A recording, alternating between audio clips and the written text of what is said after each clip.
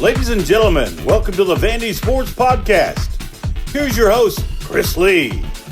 Commodore fans, on your feet. It's time to anchor down. Hello and welcome to the Vandy Sports Podcast presented by Dr. Jody Jones, DDS. We're part of the 440 Sports Network. I'm your host, Chris Lee. Our guest today, Luke Wyatt. We'll talk Vanderbilt football, baseball, and a little bit of basketball. So without any further delay, let's get right into our show today with Luke Wyatt. Luke Wyatt joins us as he does every Monday. Luke, hope you had a happy Easter. We got a lot to talk about today. Thank you for joining us. You're welcome. I hope you did as well. And it's a beautiful day today and a whole lot going on West End. Some good, some indecisive, and some maybe a little bit of bad. Well, let's start with the spring game. You were there for half of it. I was there for all of it. Spring games are on the list of some of the most worthless things I can think of in terms of observations to make. I mean, they're not completely worthless. You can gather some things, but you see some stuff in spring games that never pops up again. Although I thought this one was a little more, I don't know, maybe a little more meaningful than normal. What were your takeaways? I'm with you, and I've seen 40-something spring games.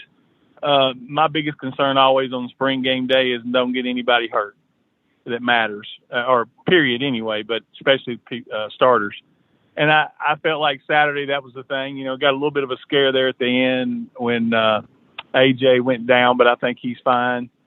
I think everybody else came out healthy. Ethan Barr may have gotten shaken up, but I think he's fine. I was impressed by some isolated kids, but, you know, you run so much vanilla stuff in a spring game, and the offense knows what the defense is doing, and the defense knows what the offense is doing. So you don't, you know, there's not a whole lot to take from except individual standout plays. I was impressed by just giving a few names. I thought Cowan played really well. I thought Marlon Sewell was very physical. Ogachukwu, I think that's how you pronounce it. I thought he showed some flashes on the defensive side of the ball. I think the defensive line is much improved.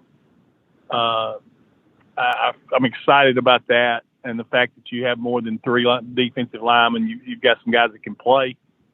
Offensive line's going to be fine. Love having five guys back that can play. And I think there's 8 or 9 that you feel good about in SEC play that can play, which is wonderful. The running back position, I don't know about you, Chris, but the 3 practices I'd been to prior to this, I was not impressed at all by our running game. But Saturday, that was a little different. I felt like the backs showed flashes of being able to, as a unit anyway, once we get the other 2 kids in, you know, as a unit, as a combined unit, doing some good things and not having as big of a worry as I did at running back. Yeah, the running back room was very underwhelming most of the spring. I felt like the spring game was a lot better. I feel like the Cedric Alexander kid can be an answer for them. I don't know what's going on with Patrick Smith, but he just has not been the same player that I thought he flashed as a freshman. I know that he got de facto suspended for 4 games to start the year, maybe never got going after that. Of course, they had a guy in Ray Davis who got the majority of the carries, and that doesn't help. But it just seems like that has, for whatever reason, carried over into the spring, and I do wonder if the freshmen are going to end up getting a lot of the load, including the 2 that aren't here yet. Yeah, I think you're right on that. You know, it's funny. I agree with you. I thought he was the second best running back on the team when we started last year, and that didn't materialize. I think these other 2 freshmen come in and have a chance to play as well. I know they're going to be behind the 8 ball because Alexander got the head start, but I'm hearing really good things about those kids as well. So, you know, I'm not as much concerned about running back. It's going to be more by committee, that's for sure. You're not going to have a 1,000-yard rusher, but you may have 2 or 3 guys that run for 400. Yeah, I think that might be how it settles. We'll see. You didn't see much of Will Shepherd. I thought the play calling the first half was about as vanilla as it came for the most part. I don't think they were going to put a lot out there to for other teams to pick up on. No, and I didn't see, and you may have noticed this, did the Gamarion Carter play? I didn't see him on the field. I don't think he did. I missed. So you had Skinner, of the scholarship kids, you had Skinner, Shepherd, and McGowan play. But their involvement was not that much. You saw a whole lot of walk-ons getting a chance to play and show themselves, and a couple of them looked pretty good actually. But offensively, in those spring games and this time of year, your defense should be ahead of your offense. There's no question about that. I think my biggest concern coming out of the spring is the secondary. It's not mine, and I keep saying that, and here's why. Not necessarily the secondary is going to be better. I do think they'll be slightly better, but I think we're going to have a legitimate pass rush. I really do. No, that I agree. With August. Yeah, that's what I'm excited about. I think we're going to bring pressure. I think those linebackers, Patterson didn't play. One of the Pattersons didn't play Saturday. Like I said, Cowan, I don't know how what you felt about Cowan, but, man, he was all over the place. Yes, he was. And Langston Patterson has been that guy that's been all over the place in practice when he gets a chance. It was that way in August. It's been that way this spring. Yeah, I feel like because we're going to get more pressure on passers, and some of the teams we play this year all have new quarterbacks. Kentucky. There's I don't know all the teams that had them in front of me. Florida. Yeah, I'm excited about that because I feel like Georgia. Yeah. Well, the Georgia may not matter much, but right. The other ones, I do think that it could help us get over the hump and get another win because I as I've said before, I think we're going bowling next year. I don't want to get our fan base too excited, but I just kind of have seen over the years, and I get a feel for the way things are. And there was a couple of Bobby Johnson teams that I felt like we were going to a bowl game and we got to 5 wins, and for whatever reason lost a real close game or had a bad injury or something or got upset by an MTSU. There were bowl-worthy teams, and I feel like this is going to be one of them. The whole vibe around that program is very different. And look, that is not a guarantee of anything. That they could go out and get blown out of a few games and lose a few close ones, and we could be sitting here going, well, they went 4-8, and that sure was a disappointment. But all things considered, it just feels like, I don't know how to describe it. Well, it's two things. You can feel an air of optimism, and if you notice this, and I think you probably have seen it in the public interviews, the first 2 years when you tried to corner Clark or anybody on the team about expectations, it was always basically, in so many words, being the best Vanderbilt we can be. Now they're saying bowl game and things like that, and there's been a very dramatic shift in the way they talk about it, and when you talk to them off the record about certain things, you could just see it in their eyes, how they feel about where they're headed. Yeah, no, I 100% agree. And the other thing, if you're over there, and I am, sometimes I just go over there to see some people. I've been to several team meetings. My goodness, they get more accomplished in a team meeting now than some of our past teams did all day long. Just from a standpoint of not just football. I was in one meeting where A.J. Swan brought his entire coaching staff to the meeting. They came in to watch practice, and he introduced all of his coaches. And his dad, I guess, was one of the coaches. But he had them all up there, and Clark had him introduce them to the entire team and the other people in the meeting. Chris Krause, a former Vanderbilt football player, a highly successful businessman, he spoke to the team one time when I was there. There's always a guest speaker on Thursdays.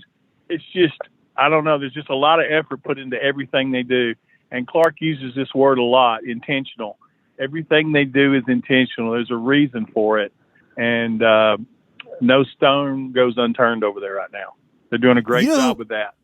Well, who's around that program a lot just because he wanted to be this spring was David Culley. Yes, saw David. He stood by Clark just about the entire second half. And that's, I remember when, I'm so old, I remember when Cully played. David was always a student of the game, and you kind of knew he was going to be a coach as he got older and moved into the rest of his life. And David's a local guy, too. Sparta. He went to Sparta High School, White County. I have never met David, but just the vibes I get based on how people talk about him is he is incredibly well respected and liked. He is super guy. I met him, of course, like I said, when I was a young man. And then after he got out, he came back to visit Ken Hudgens, who was no longer with us, who worked at Vanderbilt, and got to spend some time with him then. And man, he's first class all the way around. Anything else? Well, here's the other thing. I think just the process of tearing stuff down. I mean, if you walk by the old entrance from the anchor walk and everything, it just looks like it's a war zone out there right now. I think just the physical tearing down and people seeing, hey, that there is, the football's not about to be pulled out by Lucy at the last minute, that they're going to do work, I think is doing wonders. I for the fan base, and I suspect for morale over there too. Well, let's think, Chris, and think of your 20 plus years of covering. When have you seen any type of visible construction taking place in athletics? Never. I mean, baseball, Never. That was about it. Yeah, and that was, that wasn't massive.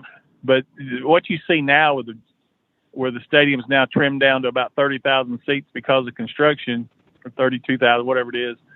I mean, it's just, it's funny, and I know it's going to sound corny, but it's kind of sad to me because obviously it's needed. I'm not saying that, but there was a lot of memories to that old tunnel, and for me and some others that over there, that's where all the recruits come through. And I don't know. I'm just excited that we finally have a group of someone, whoever's responsible, Daniel Deermeyer, I don't care who gets the credit, that we're finally moving towards something that everybody else has. I am too. It just, it just felt so nightmarish for so long. And they even had their fans trained to accept that they didn't need to build stuff. Well, I would get angry emails from people that, by just, hey, they need to do stuff and they need to tell the truth. And their own alums would email me and accuse me of feeding the crazies and all kinds of stuff. And people would argue, well, they really don't need anything. And I'm just like, man, you got a chancellor who has finally changed the tune of things over there. I've said it before. I'll say it again. There's been two men that were there in the 40 years I was around it. One of them's there right now. The other one was Gordon Gee. And then as an athletic director, Rory Kramer. Those are the three, instead of two. Those are the three men that when they woke up every morning tried their best to make Vanderbilt athletics better. And I still think that's the truth. Anything else on football before we hit baseball? No, I'm just looking forward to fall camp starting. I know Clark's ready to take a little break, but I'm ready for August. Baseball. I guess it's disappointing these days when it's anything but a sweep. But, I mean, I thought they caught Missouri's best shot. Missouri's a good team. Not a great team, but a good team. And I think that they shifted some roles around with their pitching, and I think gave some relievers who'd been pitching well a little bigger roles. I thought it was excellent management by Steve Beazer, their coach. Vanderbilt just had a little bit more at the end. But, hey, Missouri's only lost twice, or I guess three times now on that field this year, too, to Vanderbilt. So to me, yeah, it's not a sweep. I thought they might get one, but 2 out of 3, you'll take it. Yeah, and they were 1 out away from a sweep. So, right. And didn't play and did not come close to playing their A game. We've seen their A game for 3 straight weeks. That's the thing. We've seen it for 3 straight weeks coming into it, and then we see us play our B- game. I mean, our defense wasn't great. We had 5 errors over the weekend. We weren't great defensively. We had 2 or 3 guys that didn't hit at all. I think Parker, Bulger, and Diaz took the weekend off with the bats. And then and not having Carter Holton on Friday night, which kind of messed up the mojo, I think, a little bit. We had one outing on the show. So, I was very pleased to get 2 out of 3. It's at Missouri. Now, if you play Missouri at home, I don't think for whatever reason, they're not very good away from their stadium. That may change, but this is a much better brand of Missouri baseball than I've seen in a long time. Yeah. I hope they get to the tournament. I really do. I would like to see it for that program. But I'm sitting here this morning. I'm looking at some SEC pitching stats and just league only. Free pass rate. Vanderbilt number 1, 8.4%. Next place team is South Carolina, 10.7%. Home run rate, Vanderbilt number 2, 2.8%. Number 1, Kentucky, 2.0. Base runners per innings pitch, and this is the one that really pops to me, and this is some of the same stuff from last week. Vanderbilt 1.11 in SEC play. Second place is Alabama, 1.42. This season of the Vandy Sports Podcast has been made possible by my friend Dr. Jody Jones, DDS. When it comes to general or cosmetic dentistry services, Jody is the best in Nashville. Just check out his client list. It testifies to that. He sees movie stars, music stars, athletes, coaches, you name it. Jody is the dentist of choice for stars in Nashville, but he sees regular folks like you and I as well. What people love about Jody's office is the ambiance. It's relaxing. It's friendly. Someone described it to me as a tooth spa. Whether your needs are general or cosmetic, go see Jody today. Call him 615-270-2322. See him at 55 Music Square East, not far from downtown or the Vanderbilt campus. Jody is a former Vanderbilt football player and a huge Commodore booster, so go and talk Vandy sports with him while you're there. Go see Jody Jones today. Thank him for his support of this podcast, because without it, this season would not be possible. They're keeping the ball in the park. They're keeping runners off base. They're limiting the free passes. Component ERA, which is if you take all the parts back, the hits, the walks, everything, reassemble everything, they're number 1 in the league at 261. Kentucky number 2, 370, over a run higher. And again, now I know Missouri is the league's weakest hitting team by stats. Missouri has also played Tennessee, South Carolina, Kentucky, and Vandy for the better pitching staffs in the league, and that's got something to do with it.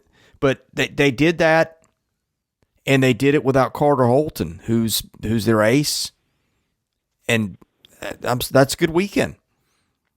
It is. You piece together Friday night. Then, look, Devin Futrell, right now he's pitching better. You can say he's pitching better than anybody. He's the best pitcher in the league, not named Paul Skeens right now. I mean, it's unreal. He's not leaving the ball up. He's hitting his spots. Let's just say that. He's hitting where the mid is, he's hitting it. And as long as he does that, you don't have to throw 95, 96. He keeps people off stride. I really like Leboke. I loved what he did. I know there at the end gave up a hit, but Sam Leboke I love him. I think he's going to be key to how far we get when we get in postseason. I think he's going to be a key guy. Bryce did a good job on the patchwork, like I said, Friday. And then Saturday, Hunter Owen was not his A game, but we got that one. We could have easily won that one as well. Yeah, and I know the bats came back down to earth a little bit, but like I said, I've been called they can't continue to hit like they were. No. But number 1 in the league in runs scored in league play, Vanderbilt 127, South Carolina 94. And Carolina, of course, didn't have that final game against LSU where it could have closed the gap, but right. And I get that in league play they have played the bottom feeders, relatively speaking. I mean, all these teams are still, top 50, 60 in the country, and the computers are better. And the RPI, if you want to laugh, Mississippi State is number 30 in the RPI today. But that's correct. It is. This is why I'm a bigger fan of predictive computers than I am results based. But you've heard that rant before. But anyway, yeah. I mean, I don't care who you do it against. It's still the SEC. It is. And some of these teams that are at the bottom are going to flip, and they're going to be in the middle of the pack, possibly by the end when we get to the end of 30 games. Like what Georgia did yesterday, sweeping Kentucky, that helped us a ton. And again, Georgia, when they hit and get decent pitching, they can beat anybody. There's nobody in this league when they get decent pitching that doesn't have enough hitting to where they can't beat you. And that's the thing with the Missouri. Like I said, they're so improved. I'm happy as heck to get out of there with 2 out of 3. Yeah. Speaking of Kentucky, the Cats had trouble with lefties this weekend, and I know what team they'll face in a couple of weeks. It's got a few. Yeah, that's right. I'm to the point I don't know what else to say about baseball. I still here's my thing. We got Carolina this weekend. They're going to be, unless that game has, which I don't think they make up anymore. That they don't canceled game that won't made up no matter what. Okay, so that half game is key. So if we can win 2 of 3 this weekend against Carolina, that's really puts us in a really nice spot. I was playing it out, just taking every team in the league, and I haven't added this up to see if because I could have accidentally given one team 2 out of 3 in a series, and when I got to the other team later down the list, also giving them 2 out of 3. But I just said, all right, let's take the wins that teams have and the wins I think they'll get. And I was probably a little conservative on Vanderbilt, but the schedule's going to be brutal from here on out. I've got LSU and Vandy being tied with 21 wins each at the end of things, with Florida next and Arkansas next at 19. But and that's got Vanderbilt going 10-8, which again, I kind of said, okay, here's how I arrived there. I had him taking 2 out of 3 against South Carolina, 1 of 3 at Tennessee, 2 of 3 against Kentucky, 2 of 3 against Alabama, 1 of 3 against Florida, 2 of 3 against Arkansas. Add that to what they've got, and if my math is correct, that makes 21. So LSU would, under that scenario, get the title by missing that half game at Carolina and being the half game ahead. They'd be 21-8. Vandy would be 21-9. Yeah, and I think LSU is going to have some Sunday problems because their pitching is not near as deep as ours, knock on wood. When we're healthy and they're healthy, all things considered, I think our pitching's better. No doubt. No doubt. I see us getting a minimum of 20 wins if we stay healthy. And if Carter comes back for the UT series and we can get one on the road there, just avoid getting swept from this point forward in the next 6 weekends. Avoid getting swept on the road and win 2 out of 3 at home, and you should be hosting all the way to Omaha. Yeah, well, look, you just go 9-9 from here on out, and that gets you there. And they would be hosting all the way to Omaha in that scenario. LSU's schedule from here on out: Kentucky at home this coming week, at Ole Miss, Alabama at home, at Auburn, Mississippi State at home, at Georgia. So the schedule is considerably easier. The only 2 NCAA tournaments teams that I see in that bunch are Kentucky and Alabama. Maybe Auburn, because Auburn had some good out-of-conference wins, but I just don't think that Auburn's pitching is going to hold up to get Auburn there. I'm a bit surprised, Chris, and I don't know if you are or not, but how much better the East seems to be than the West this year. I am, yes. A little surprised by that. Now, that may not hold up. Who knows? Kentucky could go into tailspin. Anybody, we could. Somebody could go into a tailspin, Carolina. But just by watching the teams right now, judging their pitching, and, again, everybody can hit, it seems like. I think the East has probably 4 or 5 teams better than the second team in the West. Yeah, Arkansas might make an argument. I think Arkansas is a little bit overrated, although good. But the West, I mean, you start to look at it. LSU got Grant Taylor, who'd been maybe their most effective starter, even more than Skeens in fall ball. I don't think he's better, but that's just of note. He's not going to pitch this year. Garrett Edwards, their best relief guy, grabbed his elbow this weekend. I haven't checked that, but didn't look good when I watched. Yeah, you got Jax Wiggins, who was going to be the Friday guy at Arkansas. Now, I don't know how good he would have been. He's been erratic. He's got good stuff, but it's never translated. He's out for the year. They've got a couple other guys hurt. I think Tiger, their closer from last year, has maybe been banged up. You've got Garrett McMillan, Alabama. I think that's the guy that hasn't pitched much for them. Oh, you've got... Goodness, Mississippi State's had a couple guys out. Who am I missing? Oh, of course, Alabama with Hunter Elliott being out. That might be the biggest one of all of them. And I don't know if A&M's got pitching injuries or not, but their pitching's not been very good. I think that some of it can be explained by you've got a lot of teams that had pitching injuries. And I think Vanderbilt's pitching injury situation is a little bit underrated because just the beat keeps going on, whoever they throw out there. And so maybe that disguises it. But I think that maybe you had some teams that were a little less built to withstand major pitching injuries on that side in the West that have gotten them. Well, you're right. And getting back, if Carter doesn't go this weekend, which I don't think he will personally, he won't. If Carter doesn't go this week, the only pitcher down right now, I think, is Grayson Moore. Is that correct? Dukanich. I don't know if he'll go. See, I thought that he might actually be back. He might be. I don't know. He and David Horn both. Maybe they are back. And by the way, I think South Carolina's going to be without Noah Hall, who's maybe been Carolina's most effective starter, so that sort of evens it a little bit. Although I would rather have Holton than Noah Hall, but still. I watched their games with LSU. I didn't know. Did he get injured? I didn't see that.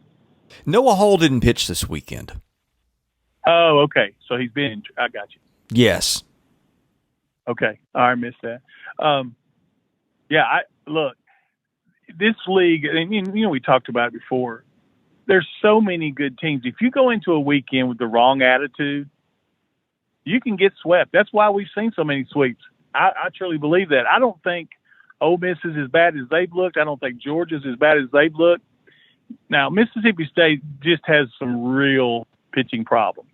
But any of them can beat you, man. And Tennessee's got a weekend where they're coming up against Arkansas. This is huge for them. If they go to Arkansas and get swept, they're going to be sitting on 5-10 at the midway point. Yeah, and that means see that series. I don't know what to make of Tennessee, to be honest, because the signals are all over the board. I don't think that their pitching can continue to be this bad from the starting pitching perspective. The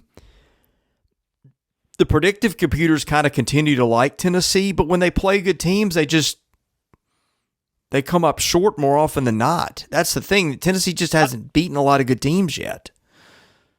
And I don't know where they rank in strikeouts, but when I've watched them play, they're striking out a lot. They struck out 18 times against Florida, and then the next night 13 times. Now, I know they scored 14 on when the kid couldn't throw a strike for Florida in the third game.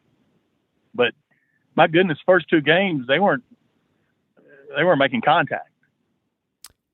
Tennessee has struck out 27.8% of the time its hitters have in SEC games. That's the worst in the league. By the way, best is Vanderbilt at 16.1%. Vanderbilt is one of only two teams under 20%, the other one being Mississippi State. Yeah, if I'm not mistaken, Chris, this weekend, the first or second game was the first time we struck out double digits in a conference game. We're still at 7 a game. We're still at 7 a game, and our opponents are a little over 10 a game that we're striking out. Yeah, and Vanderbilt's also got the highest batting average on balls in play in the league at 364. Some of that might be good fortune, but I think most of it is hitting the ball hard. Let's talk about the individual players right now. Of course, Shrek's doing his job. He is what we thought he was. But now, look, R.J. Austin, that kid, man, I know he's had a couple of base running blunders, but who would have thought we're over halfway through the season and he's number 2 on the team in RBIs. Well, and the guy that I think is underappreciated, and I know he didn't hit the ball this weekend, but Davis Diaz at third. Oh, his defense is incredible. You don't see third baseman field that position in college the way he is fielding it right now. No, he's a Brooks Robinson for all you old folks out there. He's picking everything over there that's near him. And every throw hits the first baseman in the letters. Yes, exactly. You beat me to it. His throws have been perfection. Now, I hope we don't jinx him and he goes out against North Alabama tomorrow night and has 3 errors or something. But he's been special at third. It's almost like watching Connor Kaiser be a third baseman over there. You know how Kaiser, who wasn't the most spectacular guy, but like he made every single play. And if there was a throw that was 6 inches off, you kind of raised an eyebrow. That's the way Davis Diaz is playing third right now. There's one individual play I want to talk about, Chris, and get your opinion on it because I'm mixed on my opinion. The pop-up that RJ and Bradfield messed up on, who do you think ball that is? Man, I'd have to watch it again, but the ball was right 20 feet on the outfield grass, maybe? Yeah, and RJ's calling it. Yeah. And I see Enrique calling it too, his mouth's moving. But, it's funny. My wife, she watches it with me. She loves baseball. And she said, Luke, I don't care if it's the catcher. It's Enrique's ball. And she's got a point. He's definitely the best fielder probably in college baseball. But on that one, you almost have an argument for RJ. I kind of feel that way, although, just unrelated. I want to see Enrique make a catch on the dirt at some point this year just to check that off the list of things that we never see happen that might with him. You say it every year. There's always going to be a kid you miss more than most. Oh my goodness, man, he is going to be. Going to miss watching him. Oh yes, he's special. Him. He is. He's a lot of fun. Anything else on baseball? North Alabama tomorrow, by the way.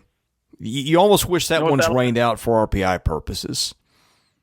Yeah, because they're like 6-24, I think. Which, right. Doesn't guarantee a win, but you still got to go out and win it.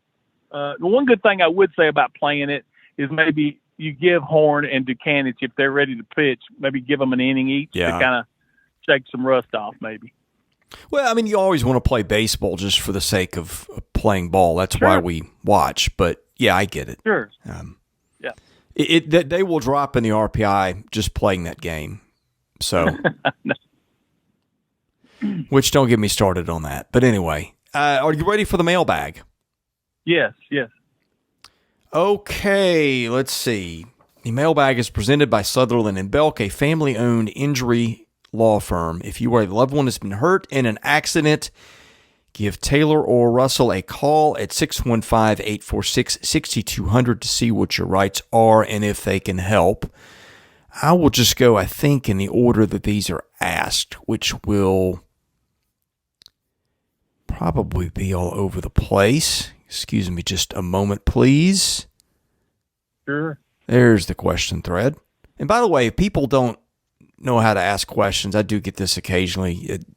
We take them in our war room, which you subscribe to that's the way you can support the site. So if you ever want to get a mailbag question in and don't know how, we start a thread in the war room for each of these. Okay. Poor Vandy fan 615 says, looking forward to a tough but hopefully successful matchup against South Carolina this weekend. Gavin Cassis is playing extremely well for them and has hit 15 home runs, I think. I know he was injured part of last season, but was his departure from Vandy mostly related to playing time issues? I do think that, because I think, before the season started, Gavin probably thought, okay, you got myself, Troy LaNeve, and Parker, and maybe one other fighting for a job at first base where I can go to South Carolina and be the first baseman. And I think that's probably pretty much it. He wanted to go where he was almost guaranteed to play. And it's worked out well for Gavin. Yeah. Can you imagine him on this team? No, those 15 home runs would come in handy. They really would. They would. They might be 28-2 or something at this point. Crazy. Okay, here's a long one. J2M, how can Vanderbilt adapt to the transfer free agent market and be competitive? Are we talking about anything or just baseball? It did not specify.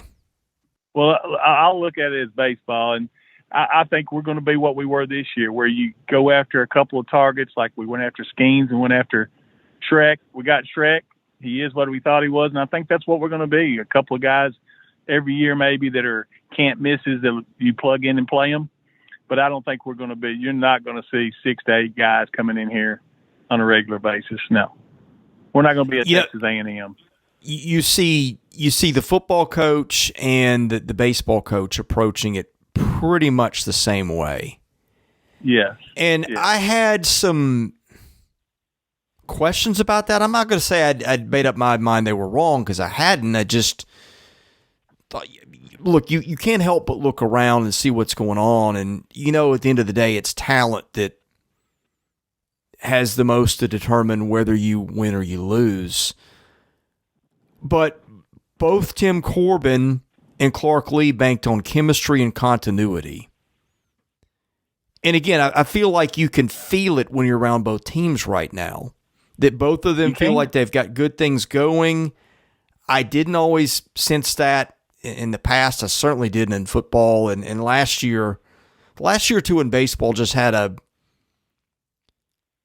funny feel to it that I couldn't always put my finger on. And I know that you had, even in 2021, you had some kids being held out of games in Omaha for off-field stuff, and last year you had some chemistry whispers and things like that. I don't know what was true and what was not, so I'm not going to speculate, but both coaches have kind of dug in and said, hey, look, we will find guys to plug in that are the kind of citizens we want if we have a need for that as a player.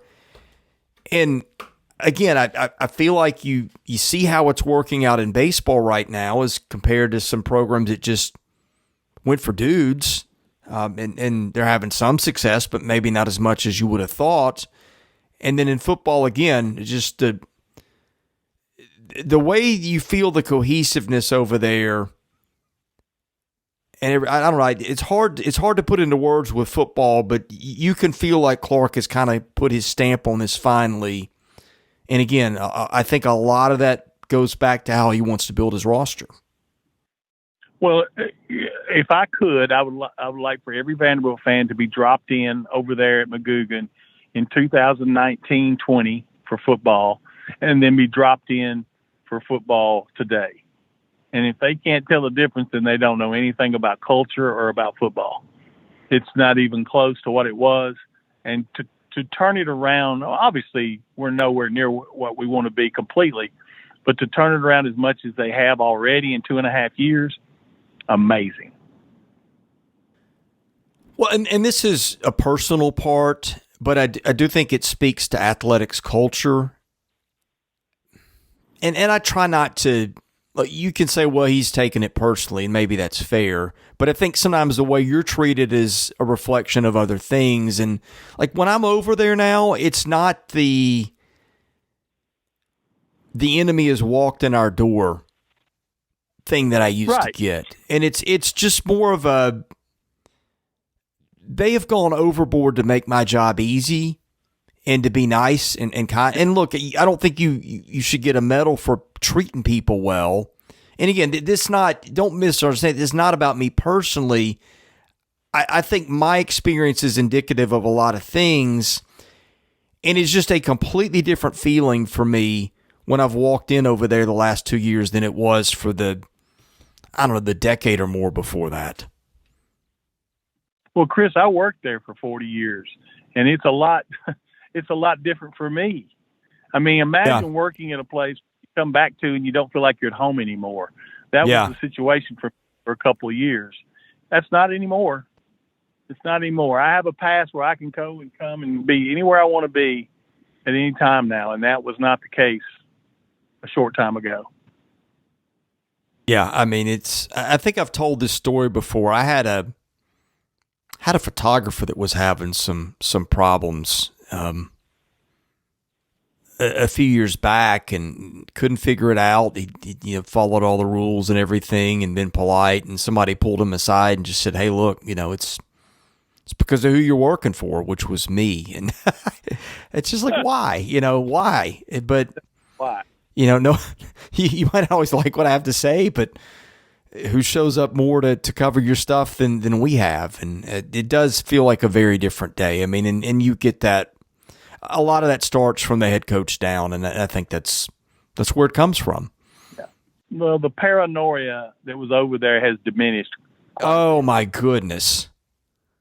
Yes. Yeah. Paranoia was a good word for it, but anyway. All right, enough of that. BMR 17, what really happened with Quentin Malora-Brown? Did he leave on his own, and if so, why did he change his mind, or was he pushed out?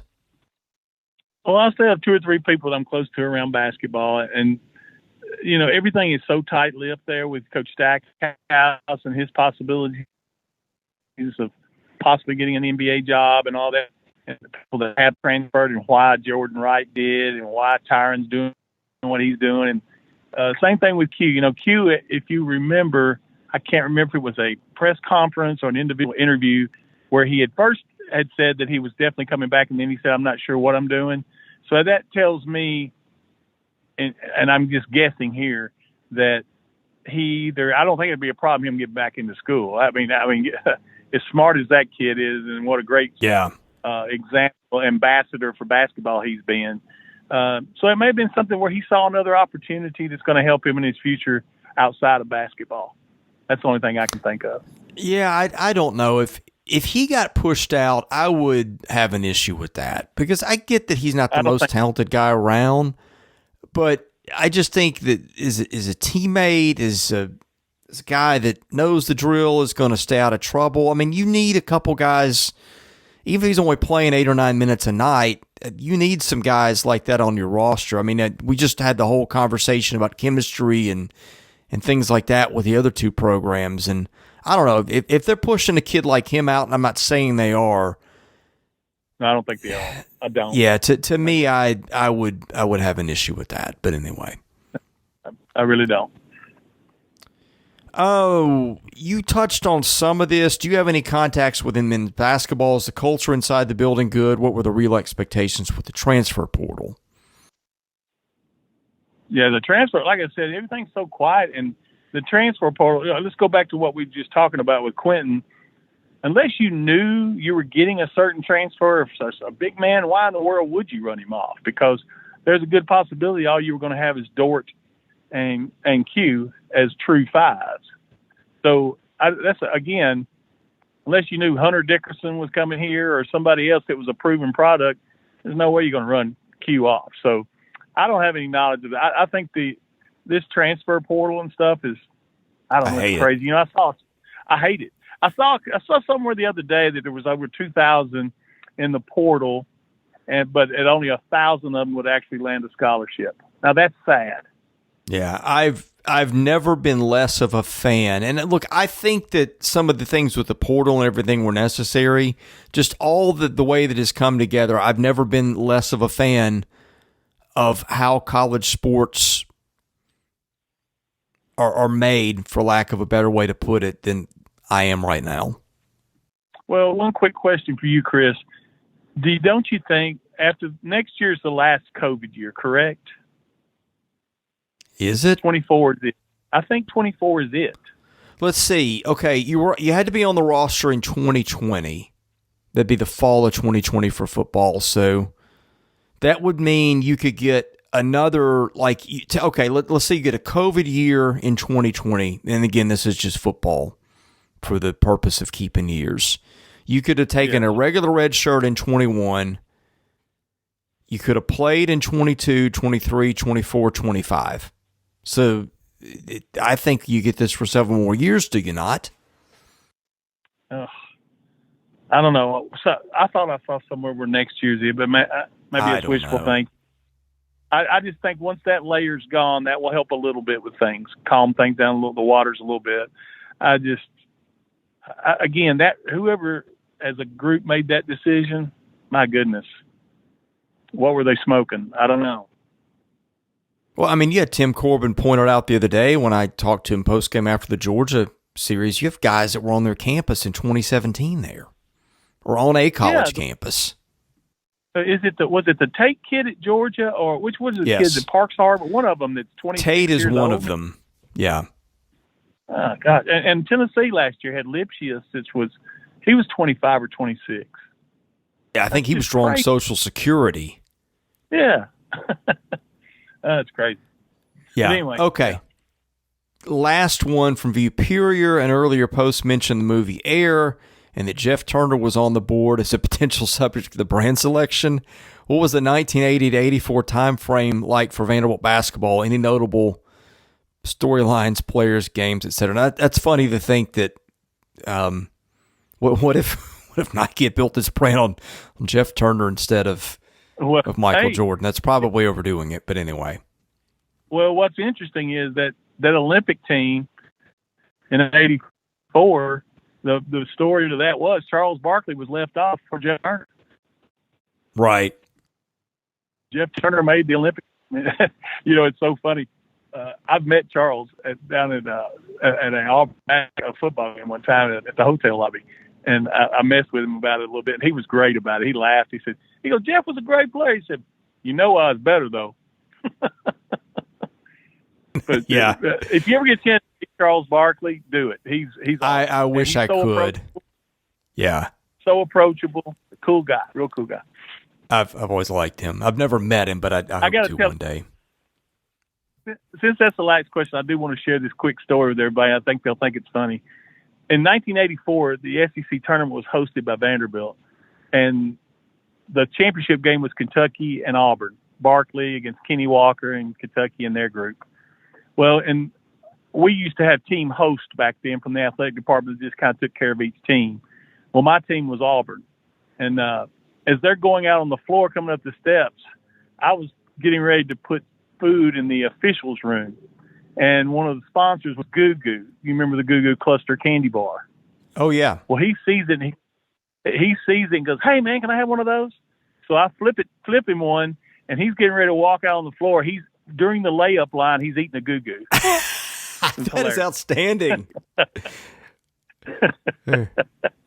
Well, who wouldn't if given the chance, right? Oh, absolutely. Right. Oh, that's great. Luke, any parting thoughts? I guess next week we'll have the South Carolina series to discuss. That'll be maybe the marquee series in the country next weekend. I think it will be. So that'll be fun. I don't know where. I don't know if we'll have a basketball coaching vacancy to talk about or not. That was a hot topic this weekend. So who knows? Well, we got number 4 against number 6. And I know we say this every week. Every weekend's a big series. But this one is one that Vanderbilt can really make some space for themselves. If we can win 2 out of 3 against Carolina with that half game dangling out there, we can put ourselves in really good shape. Right. Well, you'll be here to talk about it, and I look forward to that. Myself, Chris, and have a great day. Thank you for listening to today's episode. We thank our presenting sponsor, Jody Jones DDS. We thank our other sponsors, Sutherland and Belk and MyPerfectFranchise.net. If you're interested in sponsoring this podcast, and that's how we make this work, please email me at chrisley70@gmail.com. We also ask that you subscribe to our website, vandysports.com. That is $99 a year. You get things there that you don't get here. And of course, please rate, review, and subscribe where you see our podcast. That helps us get noticed.